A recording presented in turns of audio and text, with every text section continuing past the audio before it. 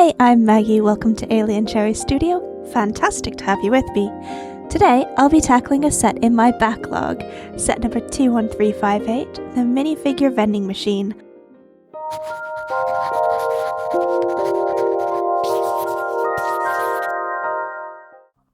According to the instructions, this idea set was created by fan designer Rob Van Geswinkel, who was inspired by a small vending machine he played with as a child. The LEGO team have expanded on Rob's submission by including the coin slot feature, and in the process brought the engineering aspects even closer to how an actual vending machine works. It's really tempting to think of a vending machine as a modern convenience.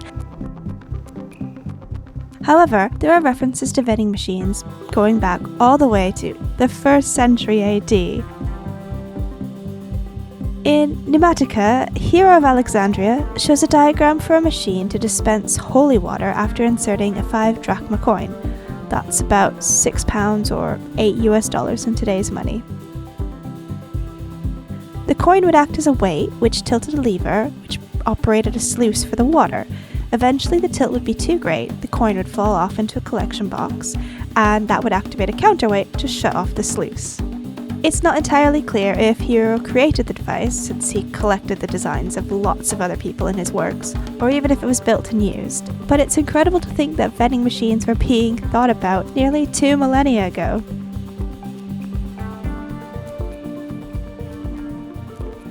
We do have evidence of vending machine-like devices being used in 17th century English pubs. It was mostly for tobacco or snuff.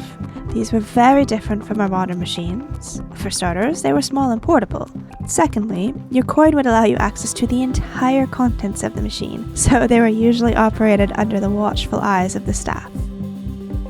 And this feels to me like the precursors of the honesty box style newspaper dispensing machines that were around when, newspapers were a common item.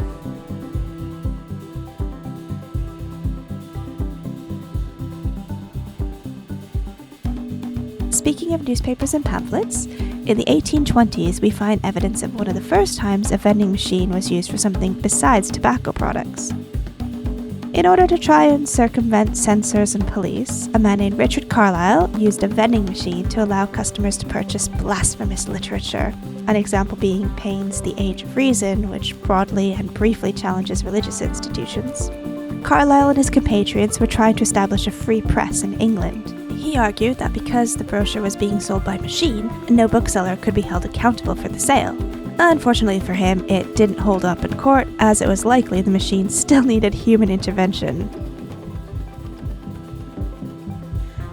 The first fully automated vending machine patent was issued in 1857 for the automatic dispensing of postage stamps.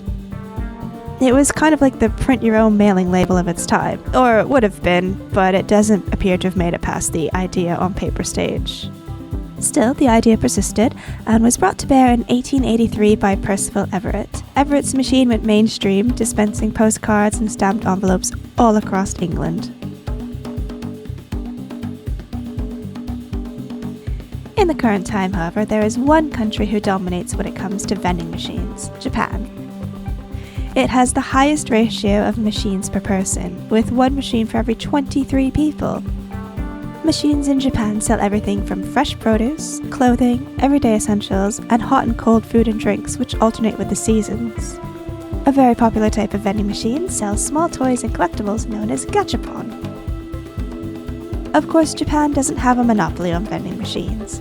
Modern machines around the world now sell more than tobaccos, newspapers, or drink. It's possible to find everything from candy to cars. Some even sell Lego. And on that note, let's take a look at our finished vending machine.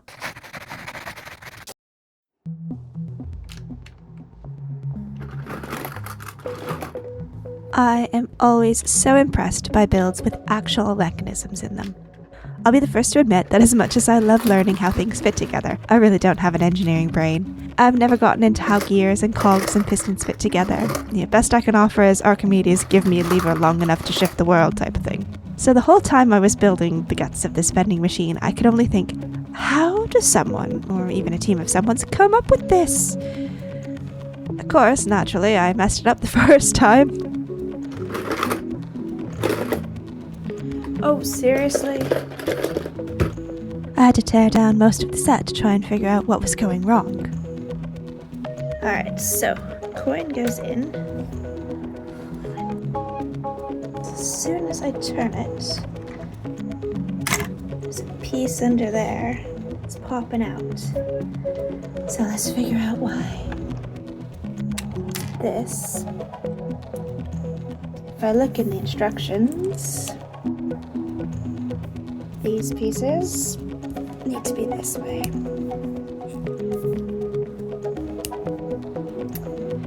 Then we put that in there, and that should, hopefully, now not get all weirdly garbled. Stick these both back in. I think I've got that misaligned, but we'll fix it.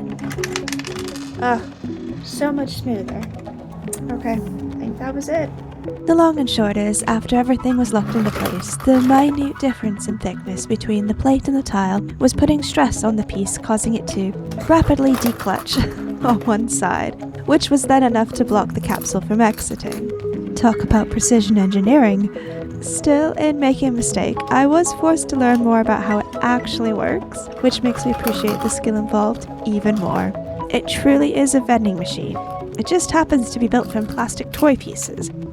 Of course, we can't talk about the Minifigure Vending Machine without talking about minifigures. LEGO have included 16 here from 5 nostalgic and 1 current theme. The most recent theme they included is from this very one. 2 characters are representative of the Ideas theme, one of a LEGO employee in an Ideas shirt, and the other representing the fan designer Rob.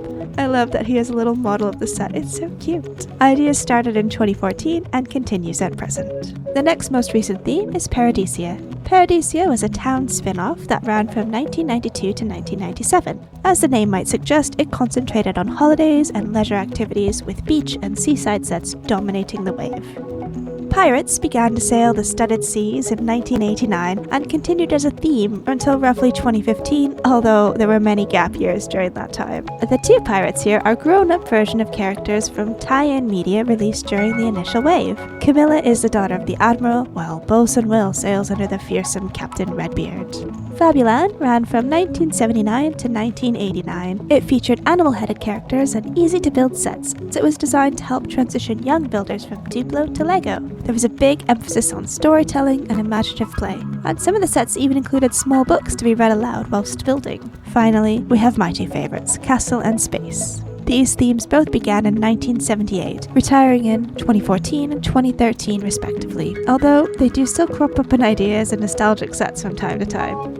Both of these had fan votes to help determine what should be in the capsules. I really like all the colours of spacemen they considered, and I really hope we see the others in the future somehow. I'm building habitats for all the available spaceman colours, so please subscribe if you'd like to see that. For the castle factions, I'm not surprised that the Griffins and Kraken won out, as these are brand new. Bulls were part of 2000's Night Kingdom 1 line, and the Crows, or Ravens, were part of 2010's collectible minifigures. The new factions are gorgeously detailed. I can't wait to use these in mocks.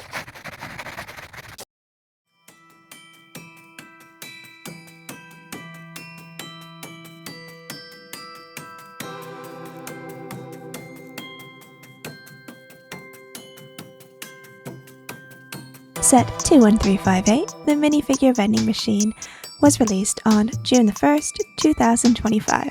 It retails for £149.99. I had always planned to purchase this set as I really like the idea. It contains 1,343 pieces, and I will be displaying and playing with it. I love the minifigures and the mechanism, it honestly amazes me. However, I personally found it easy to make errors while building. Hopefully that's just a me thing. Overall, it's a fantastic build experience, even despite my own setbacks, with outstanding play features. My whole family can't get enough of dispensing the minifigures. I would rate the build a 5, the aesthetics a 4, and the play features a 5. For me, this is a total package, so it gets a full 5 out of 5 stars. I plan to use this set to help me choose which space minifigure to build a habitat for next in my classic space capsule series, so do please subscribe and ring the notification bell so you don't miss out on that. And if you enjoyed this style of review, please do like and comment so that I know and the algorithm knows and it can be shared amongst like-minded folk. Have yourself a fantastic day, and I'll see you in the next one.